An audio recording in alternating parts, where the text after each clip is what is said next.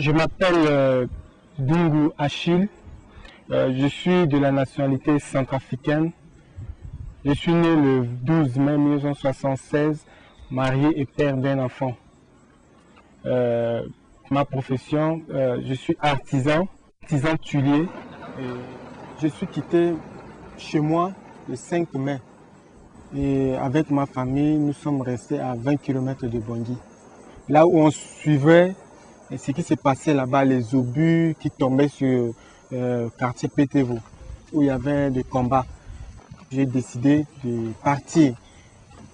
J'ai fait 60 km à pied pour atteindre Boali. Arrivé à Boali, c'est à Boali qu'on m'a tapé, qu'on m'a torturé par les gardes présidentiels, s'il vous plaît. Parce qu'il n'y avait pas de prison, mais on m'a gardé comme ça, les mains ligotées. Donc je suis resté 3 jours et on m'a libéré dans la forêt équatoriale. J'ai fait 15 km. Sous la pluie, je dormais. Les 15 km là, parce que j'étais déjà fatigué. J'ai fait 15 km dans 2 jours, pendant 2 jours, pour arriver à un village où j'ai resté là-bas. Dans ce village, j'ai resté 2 jours.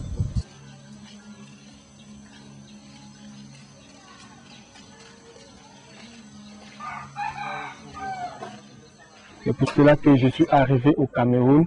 Après 5 mois, HR m'a reconnu, m'a donné le statut de réfugié politique. Je m'appelle Biapan Paten Raoul, 26 ans. Je vis à Yaoundé, à Biemassi. Et je travaille au service international pour les réfugiés, l'appelle CIPAX. C'est une ONG camerounaise qui défend les droits des réfugiés. Le cas d'Achille, comme nous voyons sur les images, c'est le reflet de la situation que vivent 60 000 réfugiés au Cameroun. Ces 60 000 réfugiés qui sont abandonnés à eux-mêmes, démunis, sans aide matérielle et financière.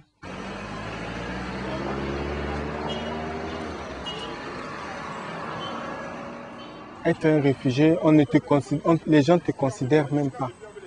Tu es un homme sans valeur. Bon, c'est maintenant que je découvre Surpax.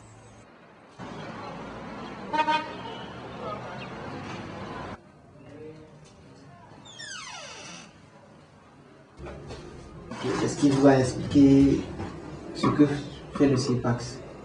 Bon, on m'a dit, il m'a bien expliqué que CIPAX assiste les réfugiés, s'occupe aussi de la réinstallation. Ce que nous pouvons faire pour vous, c'est que nous traitons avec une fondation canadienne qui œuvre dans le domaine humanitaire comme nous et qui aide justement les personnes en difficulté à trouver une autre réinsertion sociale. Et ce que nous pouvons faire donc pour vous, c'est de vous constituer un dossier en y joignant une lettre de recommandation du CIPAX qu'on va adresser à cette fondation pour que votre demande, votre dossier soit pris en compte et on espère que ça pourra marcher. Merci beaucoup. Est-ce qu'il y a de l'espoir pour les droits des réfugiés? S'il n'y avait pas d'espoir, nous ne serons pas sur le terrain. Disons que à chaque fois qu'on mène une lutte, on espère qu'on aura gain de cause. Et c'est justement l'un des objectifs que nous sommes en train de vouloir atteindre.